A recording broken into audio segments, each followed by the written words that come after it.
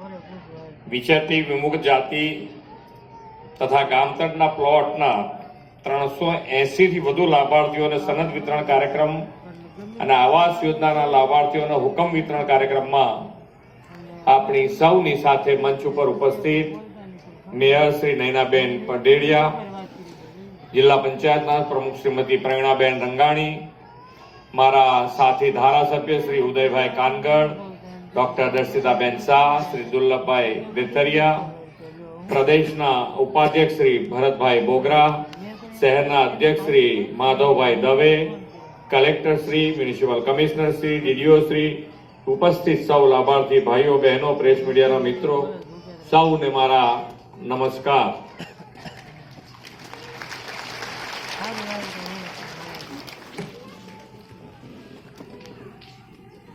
રાજકોટમાં વિચરતી વિમુખ જાતિના ગરવિહોણા લોકોને કાયમી સરનામું આપવાનો આજનો અવસર છે. વિશ્વ નેતા અને વડાપ્રધાન શ્રી નરેન્દ્રભાઈ મોદી છેવાડાના અંત્યોદય, ગરીબ, વંચિતોની વેદના જાણે છે. એટલે જે હંમેશ કહે છે કે જેને કોઈ પૂછતું નથી એને આપણા વડાપ્રધાન શ્રી પૂજે છે. આવા આવાસ મકાન વગરના લોકોને પોતીકું મકાન આપવાનો વડાપ્રધાનશ્રીનો નિર્ધાર છે. ત્યારે રાજ્ય સરકારે વડાપ્રધાનશ્રીના સંકલ્પને સાકાર કરીને વિચરતી વિમુખ જાતિના લોકોને રહેવાના પ્લોટ, પાકા મકાન અને સાથે સાથે તમામ સુવિધાઓ આપવાનું અભિયાન આદર્યું છે.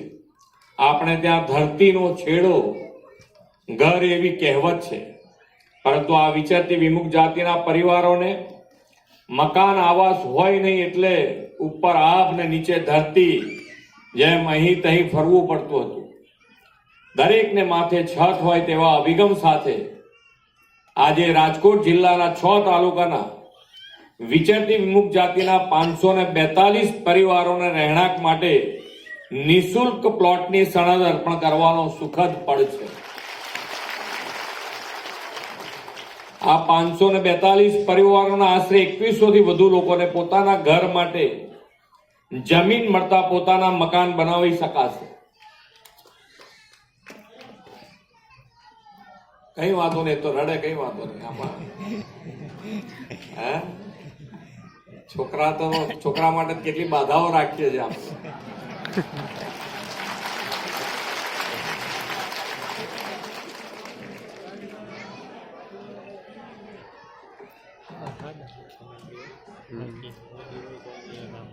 વિચરતી વિમુખ જાતિ માટે દરેક જિલ્લા કલેક્ટરને તમને જેટલા મકાન મળ્યા છે એ સિવાય પણ તમારે કોઈ રહી જાય તો એનું લિસ્ટ તૈયાર કરીને પણ આપવાની અમારી તૈયારી છે.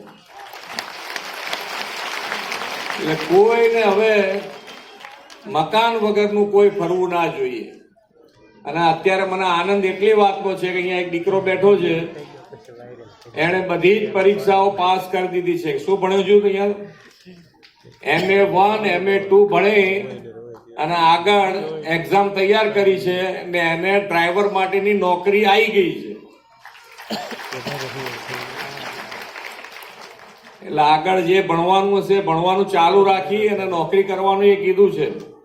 અને મને મળવા આવશે, એમને કઈ તકલીફ હશે તો અમે દૂર કરી દઈશું, તમે ચિંતા ના કરતા.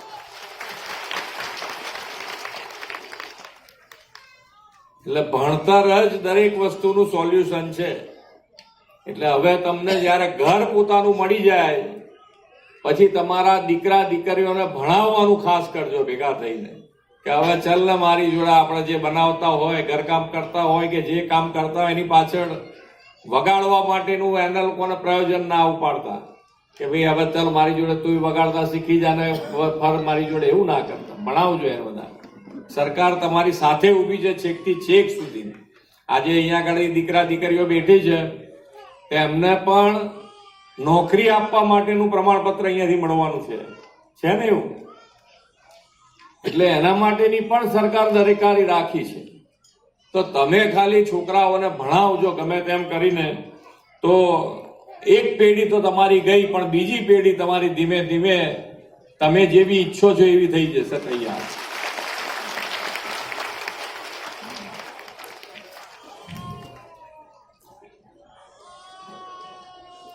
ને આ વખતે અહીંયાથી હમણાં કલેક્ટરશ્રીએ જાહેરાત કરી એમ 1,20,000 રૂપિયા મકાન માટે મળતા હતા, એમાં સરકારે આ બજેટમાં 50,000 રૂપિયાની બીજી વધારાની જાહેરાત કરી છે. 50,000 રૂપિયા વધારે દીધા છે, એટલે 1,70,000. અને બાકી બધા જે જુદા જુદા રીતે ટોયલેટના જુદા અને એમ કરીને બધા પૈસા આપતા હોય છે, 1,20,000 ની આમે 1,62,000 આપતા હતા ને, એટલે 42,000 બીજા, 1,70,000 ની ઉપર બીજા 42,000, 1.5 લાખ રૂપિયા જેવું તમને મળે, એટલે તમને મકાનમાં તકલીફ ના પડે.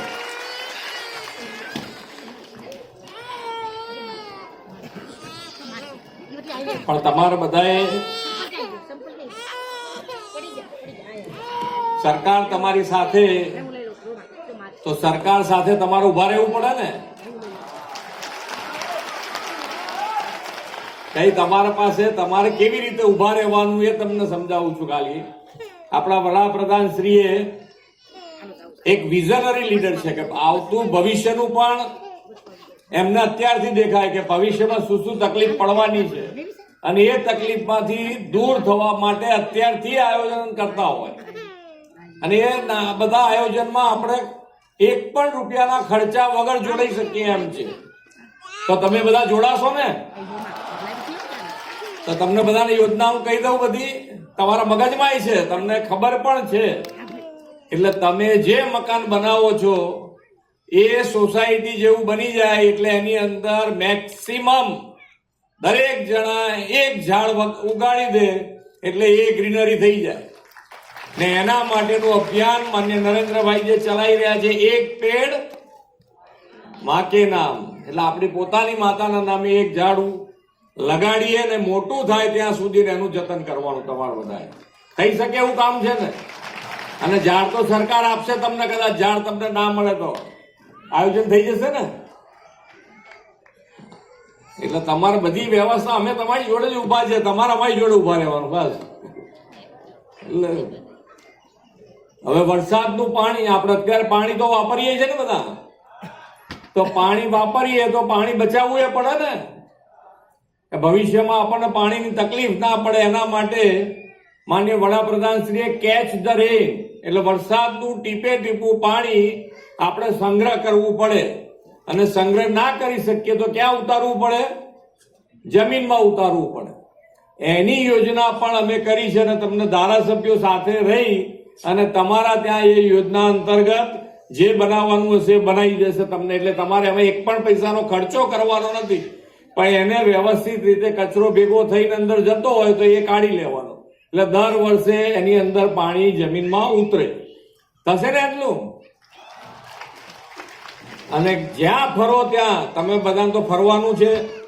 અમુક જણા અત્યારે મોટા છે, બધા તો ફરતા હશે, છોકરાઓ કદાચ ભણતા હશે, એક જગ્યાએ રહેતા હશે. પણ તમે જ્યાં જાઓ ત્યાં તમારા હાથે કોઈ પણ પ્રકારની ગંદકી થવી જોઈએ. એ તો થાય ને. તો આ 3 વસ્તુ પાકા પાયે ધ્યાન રાખજો. બાકી તો મેદસ્વીતાપણું તો છે, એ બધા અમારા બધાના કામનું છે. તમે તો આટલી મહેનત કરતા હોય એટલે ક્યાંથી? એટલે અહીંયા સ્ટેજ પર બેઠેલા બધા એને મહેનત એ બધા અમે કઈ ઉતારીશું. અમારે જે ઉતારવાની છે અમારી ચરબી, એ બધી અમે ઉતારીશું ધીમે ધીમે.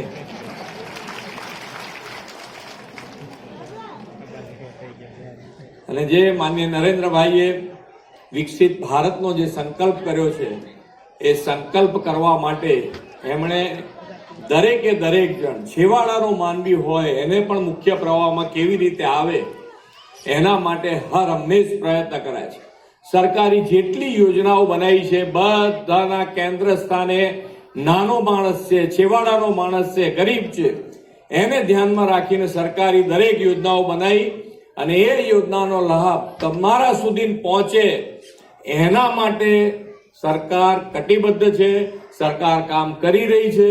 અને છતાં પણ તમને ક્યાંય તકલીફ પડે તો અમારામાંથી ચૂંટાયેલા કોઈ પણ પ્રતિનિધિ તમને મળે તો તમે એનો સાથ ને સહકાર લઈ અને તમારી યોજનાનો લાભ લઈ શકો છો. અને આપણે સૌ સાથે મળી અને વિકસિત ભારત માટે, વિકસિત ગુજરાત અને વિકસિત ગુજરાત માટે આપણે સૌ સાથે મળીને આગળ વધીએ એ જ અભ્યર્થના.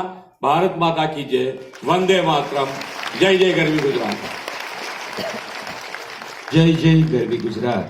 આપનો ખાસ આભાર પ્રેરક ઉદ્બોધન બદલ અને પ્રગતિશીલ ગુજરાતને